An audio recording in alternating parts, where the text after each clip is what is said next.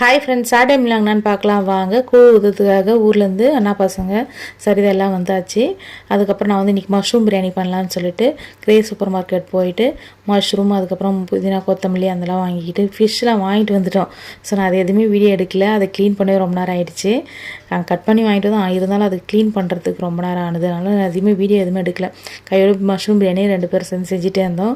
அப்புறம் ஒரு 3 o'clock போல் வந்து பார்த்தீங்கன்னா கூழ் எல்லாமே செஞ்சு நல்லா ஆறுனதுக்கப்புறம் பூஜை ரூம் முன்னாடி எடுத்து வந்து வச்சாச்சு. அதுக்கப்புறம் பூஜை சாமான் எல்லாமே தேய்ச்சிது, குங்குமம் மஞ்சள் எல்லாமே வச்சுருக்கேன். அப்புறம் பூஜை ரூமில் வந்து பார்த்திங்கன்னா க்ளீன் பண்ணி வச்சாச்சு. நாளைக்கு வந்து காலையில் வந்து திரியெலாம் போட்டு விளக்கெல்லாம் ஏற்றிக்கலாம் அப்படின்னு சொல்லிட்டு நைட் டின்னருக்கு நூடுல்ஸு, அதுக்கப்புறம் தோசை அந்த மாதிரிலாம் செஞ்சு நல்லா ஜாலியாக என்ஜாய் பண்ணி பசங்க கூட சாப்பிட்டுட்டு எல்லார் கையிலையும் மருதாணி வச்சுருக்கேன் பாருங்கள். ஊர்லேருந்து கொண்டு வந்தாங்க. ஸோ அதெல்லாம் அரைச்சி விட்டுட்டு பாப்பா கூட அழகாக வச்சுட்டாங்க. அப்புறம் நைட்லாம் வந்து பார்த்திங்கன்னா நல்லா ஜாலியாக என்ஜாய் பண்ணிட்டு தாங்க பசங்க எல்லோரும்.